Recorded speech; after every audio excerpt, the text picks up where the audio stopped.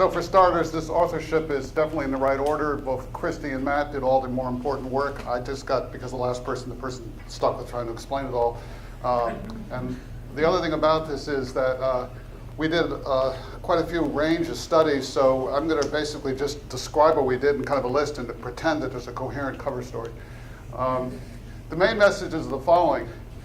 Intellectual humility, which we're going to hear construe as thinking you understand the world in far greater detail than you really do, is something that changes in all of us as a function of experience, local context, and age.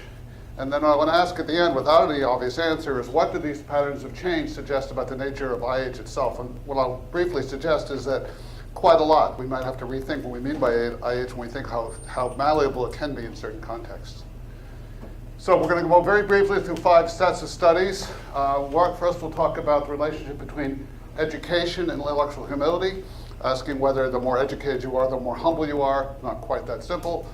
Second, we'll ask about transient context and intellectual humility. How can intellectual humility kind of be quickly adjusted up and down depending on what context you're in? And we'll look at a test case with internet search and the way it seems to actually quite strongly influence humility.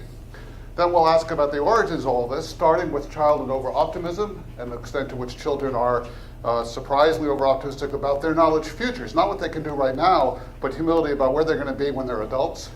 Then we'll look at childhood beliefs about learning in the more short term. What could they learn in a year? And finally, we'll look at the development of beliefs about disclosure, namely what they view as boasting and bragging and the extent to which they think it's acceptable and why we do it and what the virtues of it might be. So let me start with about the question of whether education reduces intellectual humility. The answer is it depends. It does seem like in a lot of studies, much of it coming out of David Dunning's lab and group, that the more you know what you don't know. And so it might seem that the more educated you are, the more intellectually humble you'll be. And they certainly can find a lot of studies supporting that and pronouncements to that effect going back millennia. Yet we sometimes see the opposite. Sometimes when you watch nurses or doctors or students going through various courses of formal study, they actually seem to get more intellectually arrogant as they progress through that course rather than less intellectually arrogant. So how can we explain that, the fact that sometimes it goes one way versus the other? Well, one way, which Matt Fisher and I have been working on for quite some time, is the idea that it may depend on the kind of expertise. That should be matter, not manners. And so the thought is that there are 2 kinds of expertise. Passive expertise, which has to do with how you accumulate knowledge through your situation in life, either the culture you live in, the gender you have, the age you are, or any number of other things. It's not that you deliberately chose to master that content. It simply comes from the fact that you are situated in such a way that you become more expert on it than someone else who isn't in that situation. And then there's formal expertise, stuff that you choose to deliberately master, stuff that you go out of your way formally to study and you pick and you select and you work on, things like a college major. So in our first study in this set, looking just at passive expertise, we have several groups of participants. We have young participants, 18 to 25, old, which we operationally defined as over 50, which I'm very sensitive about. I think that's way too young, but since we got a strong effect, I guess it isn't. And also male and female. We also looked at low education and high education. This is an amateur example, so what we mean by low education is simply as you've never had a bachelor's degree. High education means you are a post-bachelor level of education. Then we found topics which we pre-screened as being high-rated or low knowledge for various of these groups. And there are, of course, counterexamples. These are stereotypes, but there was strong consensus among another independent set of MTurkers. The young people know a lot more than old people about smartphones, online privacy, and the current job market. And old folks know a lot more about retirement, taxes, and home ownership. Males know more about cars, computers, and guns, and females know more about home design, cooking, and birth control. And don't hammer at me about all the stereotypes. This is what people thought were the relative areas of expertise. Then what we did is we used a procedure that we've used a lot, and others have too, in similar tasks, what we call the IOED, or Illusion Explanatory Depth Procedure, where we train people on a scale of what it means to have really good explanatory understanding. We could do it for something like what it means to know how a crossbow works, or any other training items. Having trained them how to use that scale, we then make them quick 20 pre-explanation ratings of either stuff inside their informal domain of expertise or outside their frame of expertise. So if you're old, you might be asked to rate all those old items or young items. And then we have you write out 3 explanations in detail. Tell us all you know about retirement annuities. And then having engaged in that, we ask them to do a post-explanation rating of their knowledge. And here's what we find.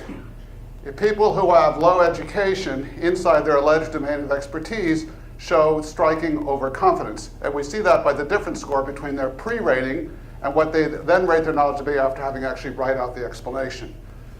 Outside the domain of expertise, they're more modest. I don't know anything about guns if I'm a woman, for example. However, the people who have the high levels of education seem intellectually humble. So this seems to support the kind of older view that the more you know what you don't know, and you're going to be more show more intellectual humility as a result.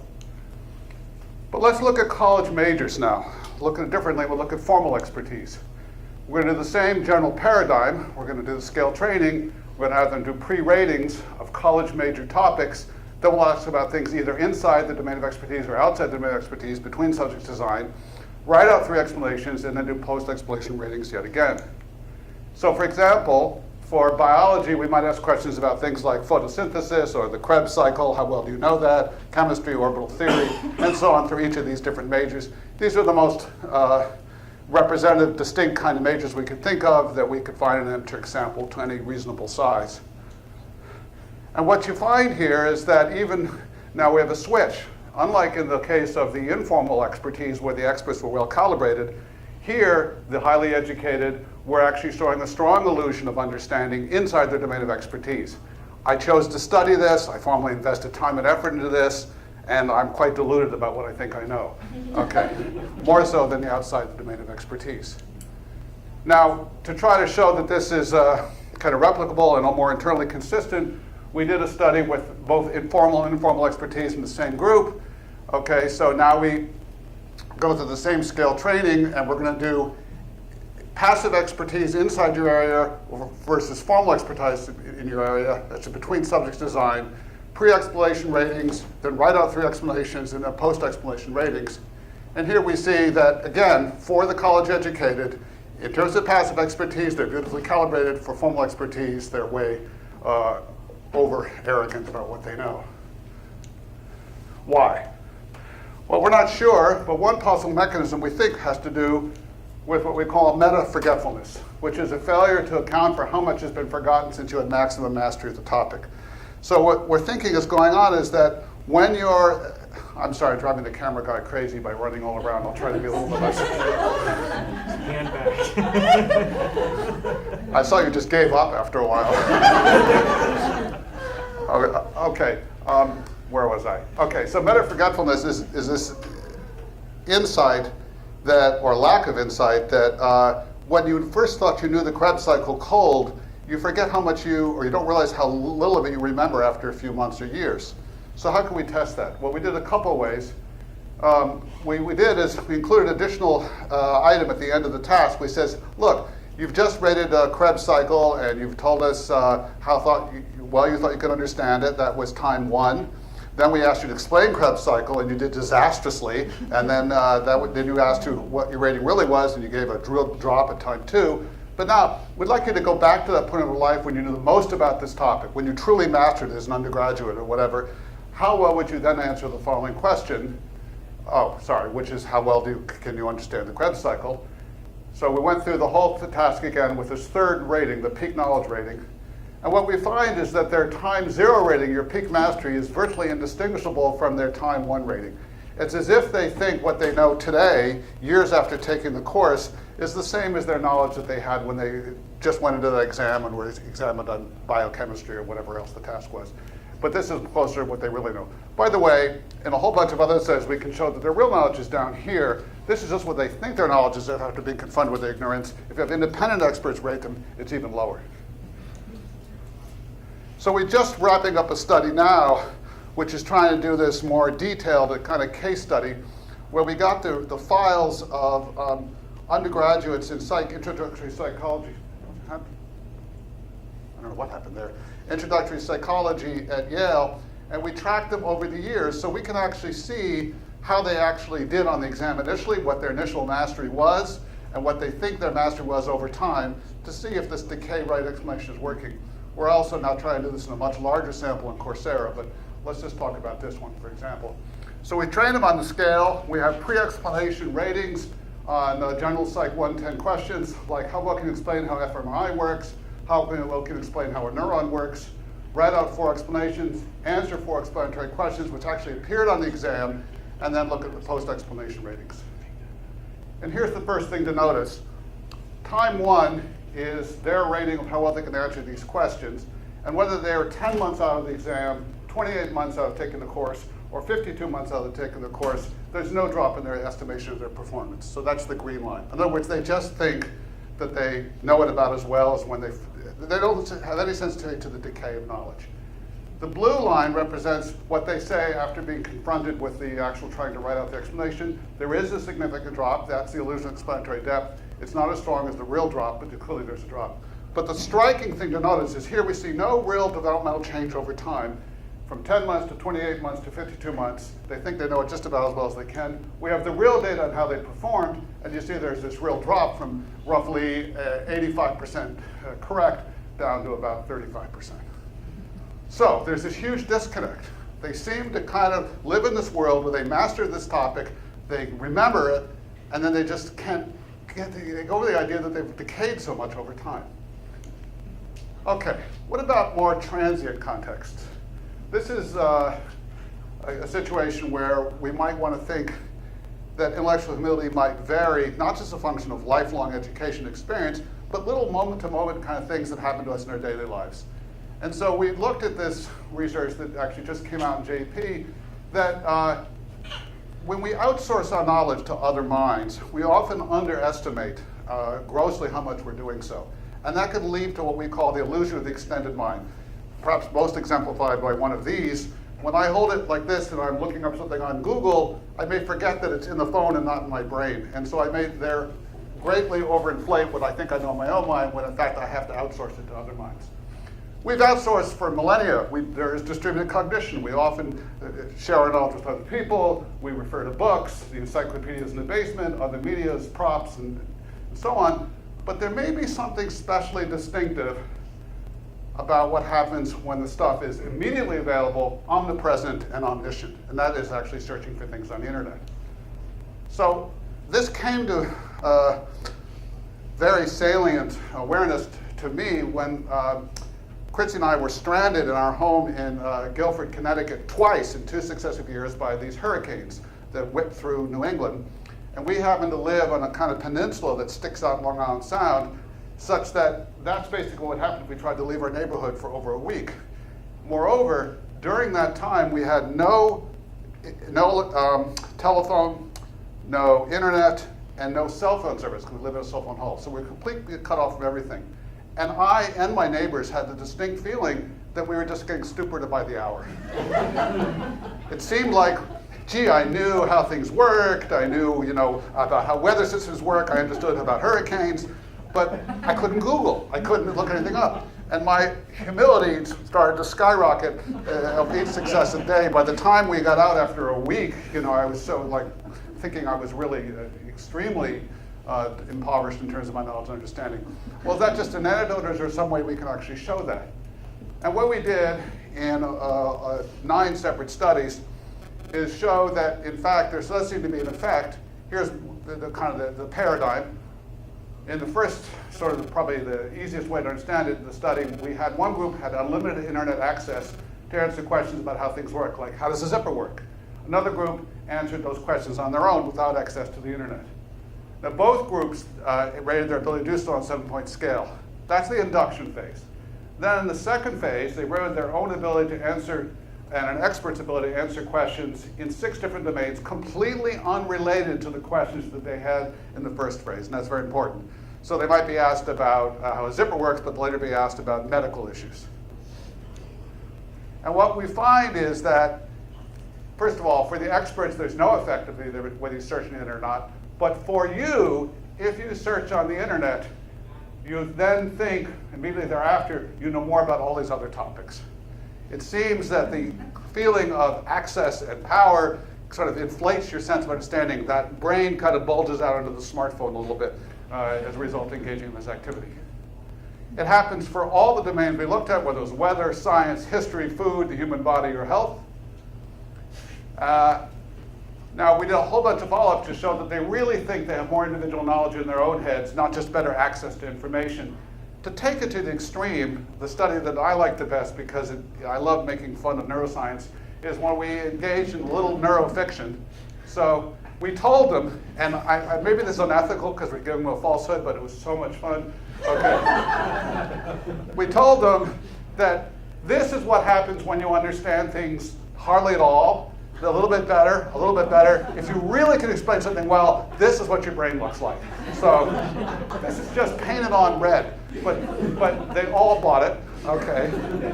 And so now, given that this is what's going on, we're going to imagine this is your brain for each of these questions. I want you to slide this slider along based on how much you think you understand what's going on. And then we do the same internet search versus no internet condition. And sure enough, there's a huge difference, okay? 4.66 versus 4.12. So they really think there's more stuff going on in their head that they own in their head that they really know as a function of engaging in internet search. But maybe they're just becoming cocky. Maybe they just think they know everything. They're just smart. Well, we thought, no, that's not true. They actually are doing a more subtle kind of computation where they're thinking that they understand what's intuitively searchable on the internet. So if that's true, then this inflation from search should only happen for things that you think are intuitively searchable. If it's something which isn't intuitively searchable, it shouldn't work. So for example, how well do you understand tornadoes? How well do you understand electromagnetism and so on? That all should show an effect. But for things that are unsearchable, like personal history, which could be things like, how did you choose your current career? How well do you understand that? How do you choose why you're close with your best friend? How are you similar to your mother? How does the way people dress in your town reflect the socioeconomic status? All that's not internet searchable. And so what we showed, and just these are all the studies showing the effect. Study 6 is the study where we looked at trying to ask about stuff that's unsearchable, and no one shows the inflation effect. So it's only working for stuff that you think is intrinsically inflatable or searchable on the internet. Okay. Big question for the future is how the emergence of search generation illusions happens. My guess is it goes roughly like this. We have no data. This is just my little opportunity to speculate. That initially, it's just the immediate transactional versions of extended mind. So a very young kid doesn't have the internet, but their parents are their search engines. And they are seeing them as accessible. And so perhaps the more they talk to their parents, the more the parents talk to their kids. That's actually a downside of talking to your kids. It might be they have larger illusions of understanding to the extent to which you actually talk to your kids more. But then, rather quickly, they start to be aware of the internet. And one question is whether watching others search for you when you're very young is enough to induce this illusion, whether you actually have to engage in the search yourself. And finally, I'm sad to say, I think it's getting much worse. This is the kids are basically glued to their cell phones. And I think they very easily would forget what's in their heads versus what's out there in the internet. Okay, so that raises a whole another suite of questions about the origins of intellectual humility. And there's a whole bunch of reasons to suspect that there is less intellectual humility in kids, at least at first glance. And we've heard a lot of arguments to this point. Let me mention some reasons right now and then go to try to dissect what's going on. First of all, we know from a lot of work done by Kristi that young children are over-optimistic about various kinds of traits. Things like, for example, how kind and nice you are, how neat you are, how athletic you are, how intelligent you are. They think that in the far distant future, when they grow up to be an adult, they're going to become way above average. So they see a very rosy future for themselves. So that might extend to something like future knowledge. They also are perhaps optimistic about their futures for motivational reasons. This is something we haven't talked about as much, but it's one of Kristi's key ideas in her work, which is the idea that when you're young, you're pretty klutzy and incompetent, and to keep trying at things which you dismally fail at, it might be very adaptive to be overconfident. It might be good to think that your future is going to be really rosy because you'll keep trying. Third, you do a lot more outsourcing as a kid. You're engaging a lot more outsourcing, but we also know that kids make far more source monitoring confusions and don't keep track of their sources. So that might lead them as a consequence to be more intellectual, if not intellectually arrogant, to think they know a lot more than they do. Also, and this will get back to, there's less metacognitive awareness, that's well known. Finally, and this is interesting, the reasons why it might be true, there's less condemnation of intellectual arrogance in kids. People are fine with intellectual arrogance. It's cute when your little 3-year-old blusters about, what did your little 4-year-old do? He can play any piano. He can play any piano piece, right? He can play the Emperor's Concerto in a minute, you know. It's okay. So, want to talk briefly about 3 lines of work that bear on this. Overoptimism is about future knowledge as adults, so what you think your knowledge future is, not your arrogance in the present, but where you think you're going in the long run. Then overconfidence about shorter term learning, how much could you learn pedagogically in a year. And finally, shifts in perceptions of intellectual arrogance in the form of boasting. Okay, so let me start with overoptimism about future knowledge. 3 studies under this subset: overoptimism for others, overoptimism for self, and overoptimism in valence. So here's the overoptimism for others. You evaluate 10 knowledge items for both 5 and 35-year-old protagonists, and you ask for each of them. So for each, we had items that had to do with knowledge of complex artifacts, biological processes, non-living natural kind phenomena like thunderstorms, psychological phenomena, and moral knowledge. And we asked these kids, so how much do you think this person knows when they're 5 years old, and how much do you think they know when they're 35, about each of these on a 5-point scale? We asked this of kids 5 to 7, 8 to 10, and adult. And the thing to notice is they have a very optimistic future about their knowledge. They think the sky is virtually the limit for what they can acquire. They do recognize that the person's knowledge at age 5 is going to be less, so they're not just blindly thinking you know anything in this wildly omniscient way. So this is different from being arrogant about your present competency. It's seeing this soaring trajectory towards the future. And this perseveres up through 8 to 10 years of age, and then it drops considerably in the adults. So that's a strong trend. It works very strongly for artifacts, for natural kinds, for biology, for psychology. The one outlier, an outlier consistent in our studies, is moral, where they think that everyone thinks that by the time you're an adult, you're going to have moral mastery. This is just knowledge at age 35. So there's no developmental change here with respect to the moral domain. Now, what about overoptimism towards the self? Here, the question, we thought we'd see more inflation yet, but it gets a little tricky. We're going to ask about the self at 5 and 35. So there's a different study, basically the same question, but not about how would the protagonist know, how much would you know? But think about the prior self. There are 2 possibilities. It could be that when you're thinking about your 5-year-old self, you think, I've come a long way since I was 5 years old. I was a dope back then, but I'm really smart now. Or it could be you could think, I was always smart and always great, and I always knew a lot. So it's not clear how this would come out. The effects were actually very strong, that the younger you are, the more you thought you know as a 5-year-old. Now, when you're close to being a 5-year-old, it might just be that's your more similar self.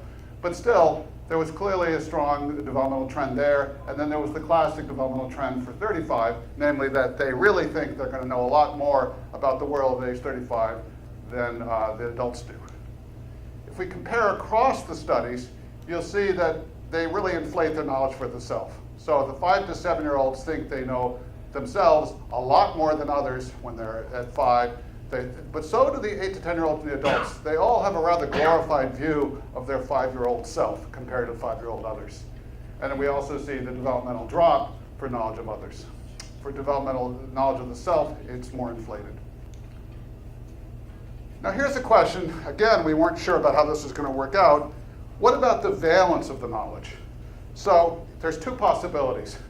Does overoptimism reflect a drive for a rosy future or a hyper-competent future? It could be that what you think you're going to know when you're old and an adult is all the stuff that makes you happy. You're going to know stuff that makes you feel good. Why know bad stuff that makes you feel miserable?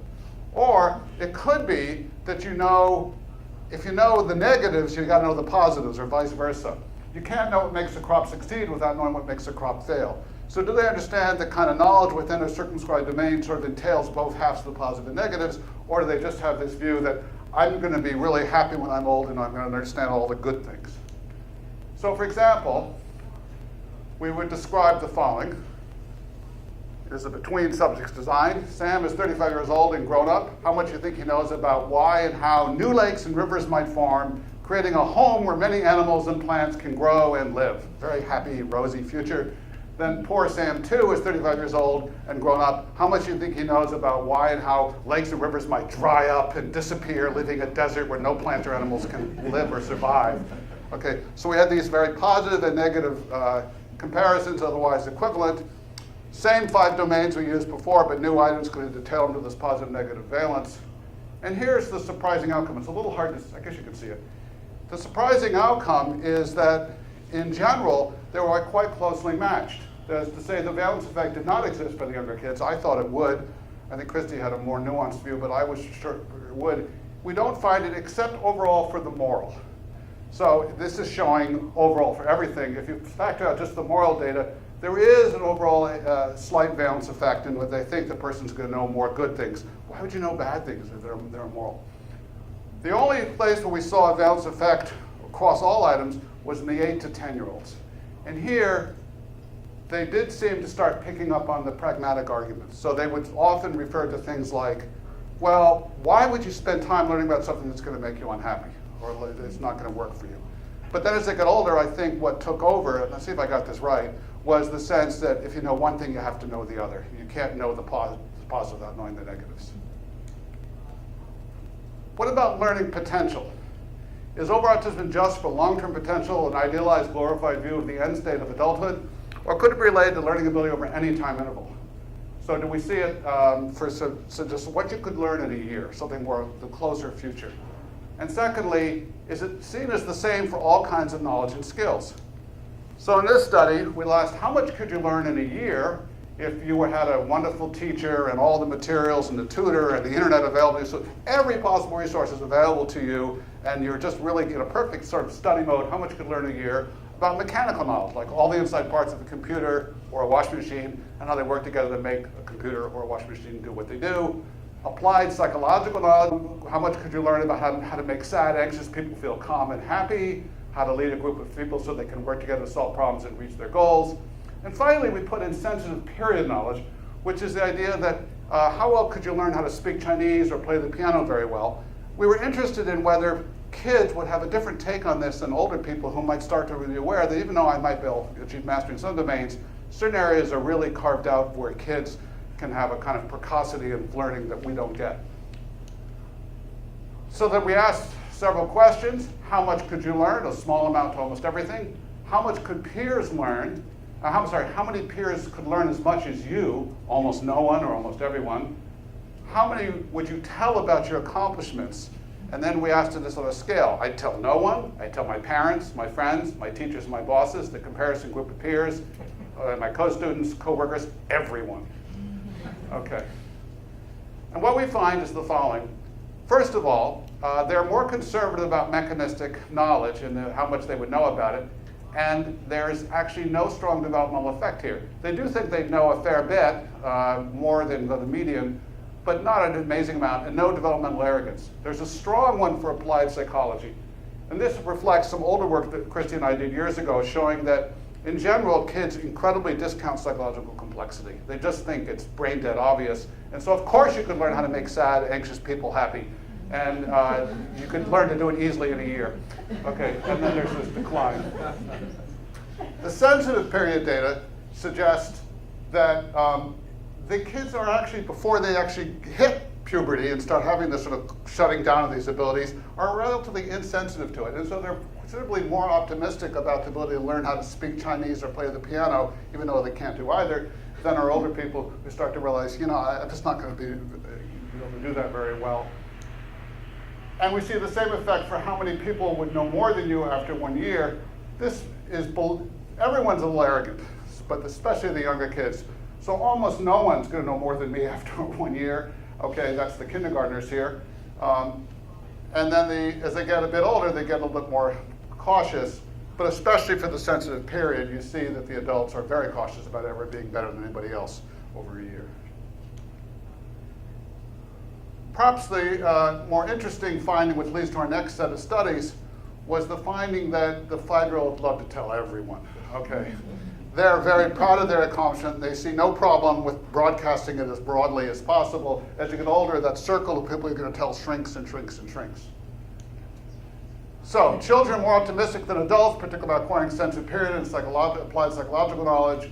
They showed more self-enhancement than peers, believing fewer people could learn as much as they could, and they're much more likely than adults to boast openly about their achievements. So that led to a set of studies that we're just wrapping up on boasting. And the question is there a kind of shift? With increasing age, children in these earlier studies seem to show a greater sensitivity to the possibility of hurting others' feelings. So that would be the downside of boasting. But they also justified sharing information about accomplishments because it was truthful, and that fits with some other prior work. They may struggle, therefore, between two goods: telling the truth and increasing your self-esteem. And there are lots of these self-affirmation posters about take charge of your life and say how good you are. Let broadcast your traits to everybody else, and that's a good thing. Damn it. Okay. Versus genuine humility, which is also a merit. You shouldn't broadcast yourself so much. And there's this sort of issue that Muhammad Ali talked about, is that, maybe it's okay to talk about how good you are as long as you're right. Okay. So there's this tension between broadcasting the merits and the social acceptability of boasting, okay, and that sort of tension is one that kids much deal with. One possibility is that the social acceptability of boasting requires more subtle social cognitions and learning about the unsuitability of boasting. Understanding what it means to show off, how to hurt other people's feelings, is harder to grasp than perhaps the simple informational value that's imparted by boasting. Because boasting is a way of increasing the common information stored. If you knew what everybody knows about you, that's a good thing. So why shouldn't everybody boast so you can know exactly what the knowledge reservoirs are about you and around you? So that's sort of the good side. Now, the desire to boast continues even in adults. We just get really good at doing it in ways that are passable. So these are some examples of ways in which you can boast, but it's okay because you're not really boasting. So for example, someone is telling you that their kid got into Brown, you say, it's just wonderful how your son made it through the grueling process to get in Brown. I remember when Junior was filling out the forms for his Rhodes Scholarship, blah, blah, blah, blah.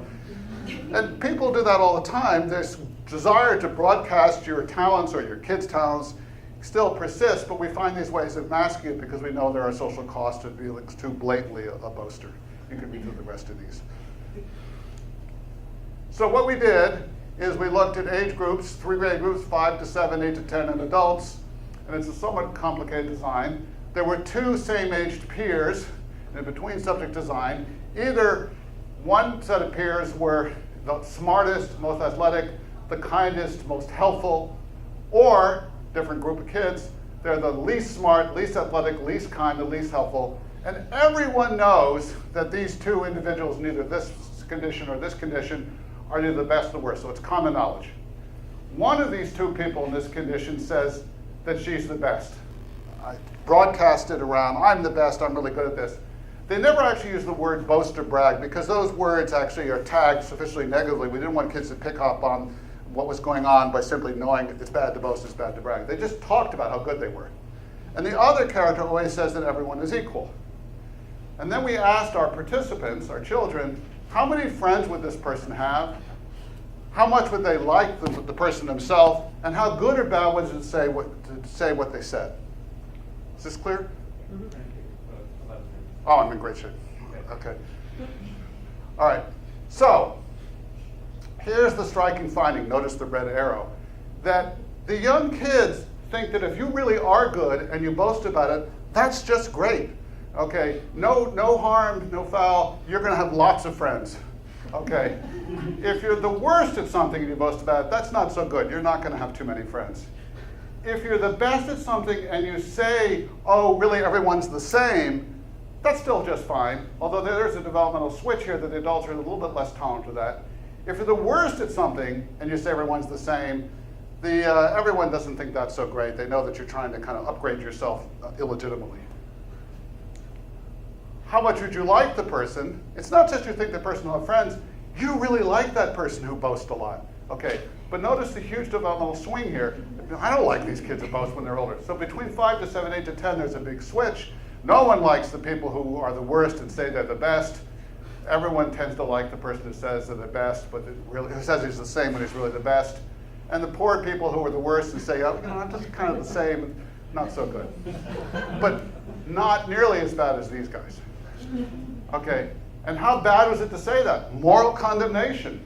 No, it's good to say that. You're doing a good. You're talking about how good you are. You're declaring, you're disseminating information. What could be wrong with that? So these guys are just fine. These guys are terrible. Here it's kind of tricky. They are disseminating misinformation, but they're doing something good at the same time, so it's acceptable, and this is also unacceptable. Okay, this is just describing the results. 5 to 7-year-olds are more likely to think positively of a person who boasts who is actually the best. Children like those who are best who tell a white lie.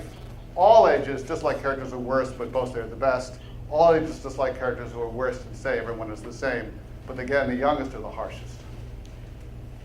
Well, maybe this is something to do with this task. What if we reduced task complexity and made it really simple? Could we get the younger kids to start to condemn the boasters? So what we did is we thought maybe there's a cognitive overload, so we'll make it really easy. We'll do a forced choice paradigm where you choose between a boaster who is best and someone who is best, but it doesn't say anything about it. It's just quiet, very humble. Same ages, and we're going to give you an option to choose the boaster, the humble person, or both. 3 domains: abilities, smart and athletic; moral, helpful and kind; and irrelevant. This gets a little complicated. I don't have time to go into it, but we wanted them to boast about stuff that no one cares if you boast about it. Like, I have the shortest name in my class. Well, yeah, okay, fine, that's great. Or I have the curliest hair in my class. Turns out kids do treat this differently when they get older, so they are sensitive to the fact of when boasting kind of matters and when it doesn't. But I don't want to focus on that here. The DVs were who has the most friends and who would you like the most. Again, however, even in this simplified task, they pick the person who had the most friends as the boaster, okay? And then they also pick the humble, but there's no differentiation between, they pick the boaster when they're young. As they get a bit older, they don't pick the boaster, they tend to pick the humble person, and a few kids pick both. There is a slight switch here. The young kids are still much more positively inclined towards the boaster than the older kids, but there is a drop. So we start to see a little crack in this kind of love of the boasters. They would definitely have the most friends. I probably like them, but maybe not quite so much as in the prior case. So there might be some slight inkling that there's something kind of fishy about this person that I'm not going to quite like. But what I think the strongest effect is to notice this. There's really a developmental shift here. Now, when we talk to these kids, they often talked about the boaster as being a good person because they could help you. They're sharing information, they're going to be a resource. So perhaps what they're doing is thinking that this is a form of helping and their assistance, and therefore I'm going to value the person. Just 2 more slides. So we did a study of the following. This is a person who either is, I don't know why this keeps happening, okay, who is either boasting alone versus helping alone. So some person is struggling doing something like making a painting of a bicycle, and one person goes up and says, I'm really good at that. And that's all they say, okay, versus another person comes up and says, can I help you? Okay, and the question was, who would have the more friends, who do you like more, and how much could that person really help you? And what you find is that the boaster, the young kids think have more friends, the young kids like them more, but most importantly, and the strongest effect here, they think can really help you more. So we think this might be partly mediating the effect. Okay. And the person who offers to help is also perceived positively, but note that the person who's the boaster is perceived essentially the same as the person who is offering to help by the younger kids. Okay. So boasting is really shifts in acceptability. And it seems to be related to its the potential utility. Boasters might be imparting information to you that makes them valuable to you. Overall conclusions. Overconfidence varies in adults with expertise, education, and the kind of knowledge. There are transient effects in adults as well. The search in internet studies. Young kids are vastly more confident about way future knowledge, and they're also about short-term ability to learn. But major developmental changes in view of honest boasts. The question I want to leave you with, which I'm not a little sure about, is whether intellectual humility is even a coherent concept in younger children. They are over-optimistic, but as many people point out throughout this whole conference, and I think will continue to point out, is that they defer more to others. They change their minds more. So they're not really kind of these dogmatic people who aren't flexible to input.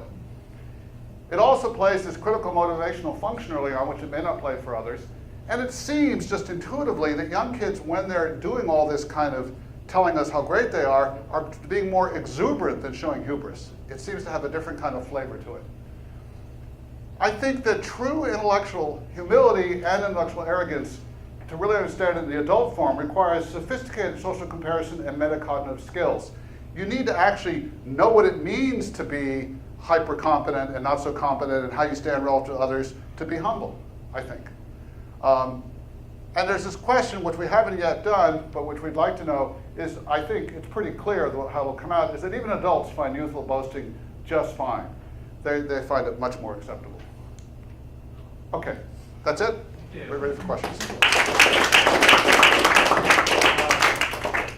The lunch follows, so if there's a willingness to go just a few minutes beyond, we only have 4 minutes I'm left sorry. for this session, but lunch follows, and so we're not backed up too much. Go ahead here and then there. Okay, yes. I had a question about the composition of your sample. Is it mostly just, The kid studies or the adult studies? Okay. I'd be interested in Very diverse. It's very diverse. Very diverse, socioeconomically very diverse. Many of the children were actually from schools that have been earmarked to be very poor population. So what I'm particularly interested in is, say you run this thing like China, where the cultural background is different. I wonder. I don't think you'd find a major difference. You might see some overall shifting up and down, but I think all the developmental patterns will persevere. Kristi's done a lot of work on her optimism and traits work in Japan, and also it's been done in China, and the effects are very robustly similar across the different cultures. So I think, you could speak more on this, but I think in general we would expect them to stay the same across. Many cultural differences we found actually between Japan and the United States and overall optimism, and Japan I think is very collectivistic. The developmental shifts were much greater than we had cultural differences. So I think what's driving this developmental is probably more important than any cultural differences. I mean, even the incremental essential stuff, the kind of the WEC stuff, the developmental shift is much larger than the cross-cultural differences. It's individual differences. So the developmental differences swamp almost everything else. I wonder if you've thought about the distinction between actual knowledge or expertise and self-perception of knowledge or expertise. We're working on that. There's a whole bunch of other sort of satellite studies. We actually are able to look at actual knowledge by having other people rate and show what the real answer is. What I said quickly in some of the side remarks is that whenever they think they know less, their time 2 ratings are still vastly higher than what they really know. So they're really abysmal.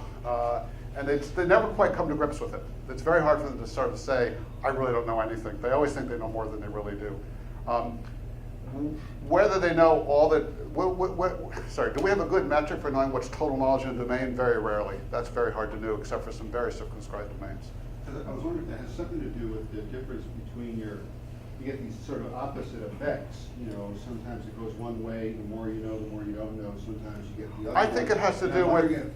I think it has to do with. Expertise might sometimes filter into the I'm curious what David thinks of this, but my sense is what happens is when you deliberately chose and focused on something that you're studying, it's a very different process than just doing it by your position in life and you're situated.